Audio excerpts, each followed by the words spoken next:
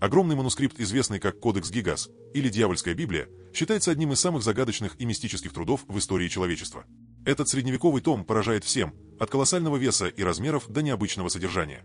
Каждая деталь вызывает оживленные дискуссии и бесконечные споры о его происхождении и скрытых тайнах создания. Внутри собраны как священные тексты, так и магические заклинания. Но часть страниц безвозвратно утрачена. Что же на них было? Правда о дьяволе? Или слова, способные поднять его из глубин ада? Что на самом деле представляет собой Кодекс Гигас? И правда ли, что его автором был сам дьявол? Почему эта книга пережила века? И что о ней сегодня говорят ученые и исследователи? Его страницы поражают яркими красками и безупречной каллиграфией. Черные рамки, красочные миниатюры и удивительно ровные буквы привлекают внимание людей по всему миру. И все же никто не может точно объяснить, кто и как смог создать это произведение.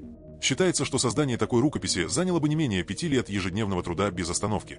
А если учесть иллюстрации и рисунки, то на это потребовались бы десятилетия. Но в каждой строке почерк одинаков, без малейших следов старения или усталости. Как монах смог сохранить единый стиль на протяжении столь долгого времени? В Средневековье не существовало ни печатных машин, ни тем более компьютеров. И все же рукопись словно создана одним вдохновленным движением руки. Неужели монаху кто-то помогал? Или за этой историей стоит нечто большее? Легенда переносит нас в 1230 год, в монастырь Богемии. Здесь жили монахи-бенедиктинцы, которые носили черные одежды, давали обет безбрачия и покорности, часто истязая себя постом и молитвами. Но среди них находились и те, кто не выдерживал искушений и нарушал строгие правила. Монах по имени Герман совершил проступок, который сочли непростительным. Он нарушил обеты, поддался искушению и не успел покаяться в своих грехах. Наказание было суровым, его должны были замуровать в стене. В последний миг Герман осознал весь ужас. Когда готовили поставить последний кирпич, он молил о пощаде. Настоятель проявил милость и предложил сделку. Если Герман создаст книгу, включающую все знания мира, ему даруют прощение. Условие оказалось смертельным. Завершить труд он должен был за одну ночь. Герман согласился, пообещав написать книгу, которая прославит монастырь навека. Он принялся за работу, но быстро понял, что задача невыполнима. Часы уходили, а строк было слишком мало. Работая до изнеможения, Герман понял, что не сможет завершить обещанное. За ночь он написал лишь несколько строк, а для такой книги потребовались бы сотни монахов и месяцы работы. Отчаяние охватило его, и тогда он воззвал не к Богу, а к падшему ангелу. Дьявол ответил на его мольбу и заключил сделку. Герман пообещал отдать душу в обмен на помощь. Утром он представил настоятелю готовый труд, самый загадочный и ужасающий в истории. За это он получил прощение. Монахи утверждали, что слышали странный голос, но никто не осмелился сказать об этом настоятелю. В книге сохранилась подпись «Герман заключенный». Одни видят в этом доказательство легенды, другие лишь слова монаха, посвятившего жизнь покаянию. Старое поверье гласит, переписывание священных текстов помогает искупить грехи. Возможно, именно поэтому Герман решил посвятить жизнь созданию Кодекса Гигас. В рукописи есть страницы, где он исповедуется и просит прощения за свои грехи. Ученые и сегодня задаются вопросом, кто создал эту книгу? Один человек? Группа монахов? Или сам дьявол приложил руку к ее созданию? Ответа нет до сих пор. Известно лишь, что завершена она была примерно в 1230 году в Чехии.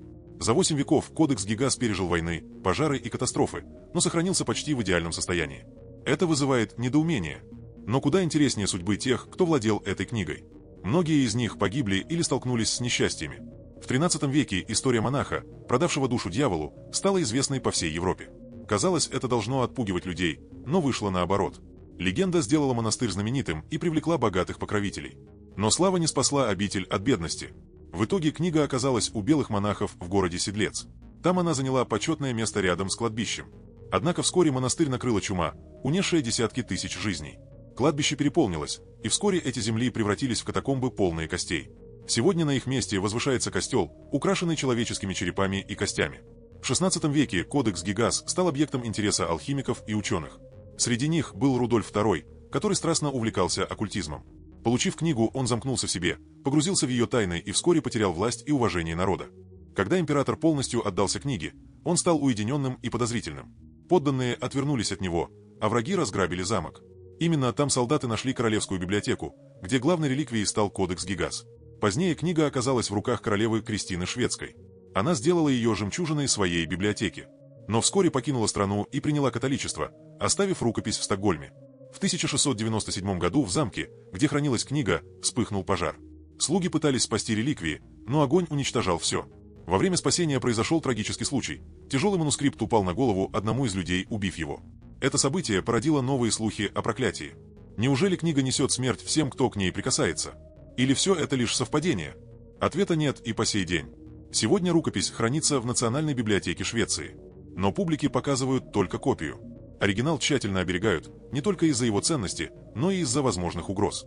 Кодекс содержит 320 страниц, сделанных из телячьей кожи. Для этого понадобилось около 160 шкур. Но наибольшую славу принесла 290-я страница, где изображен сам дьявол. На рисунке он изображен наполовину человеком, наполовину чудовищем, с раздвоенным языком и когтистыми руками, поднятыми вверх. Это устрашающий образ, вызывающий ужас и фасцинейшн одновременно. Хотя монах не был художником, он сделал все, чтобы передать пугающий образ максимально реально. Дьявол словно заключен в стенах книги, лишен свободы и вечно пленен. Рядом находится изображение рая, пустого и лишенного жизни.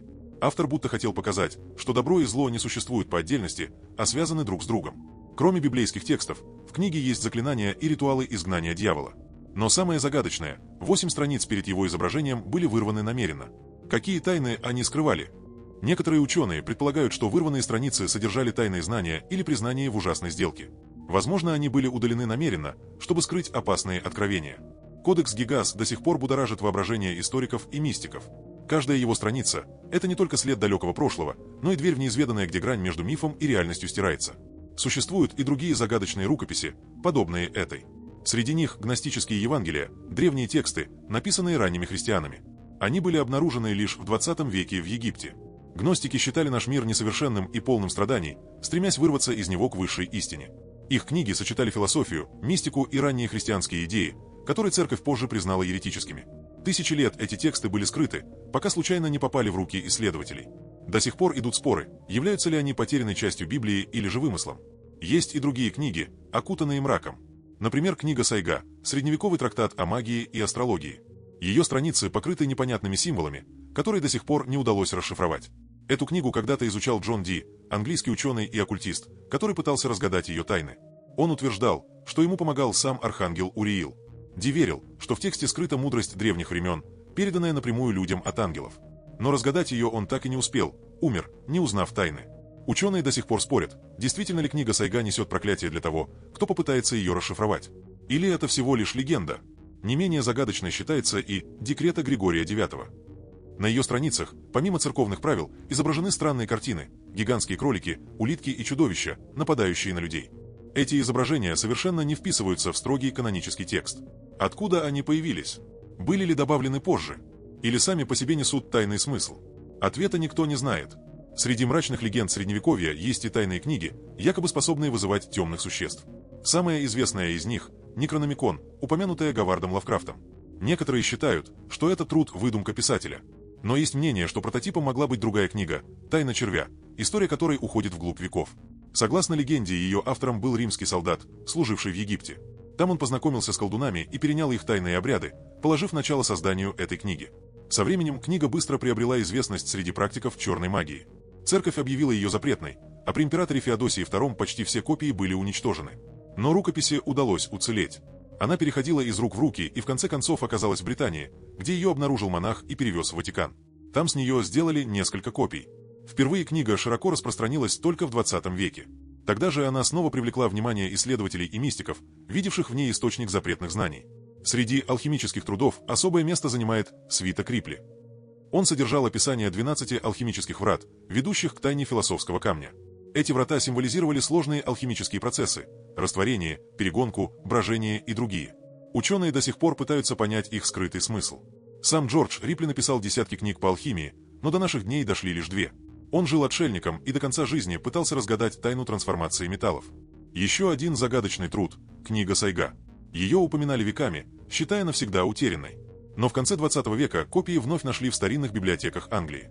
Ее когда-то изучал Джон Ди, астроном, математик и оккультист. Он верил, что в тексте скрыта тайна ангелов и движения планет. Рукопись была написана на латыни, но содержала десятки тысяч странных символов.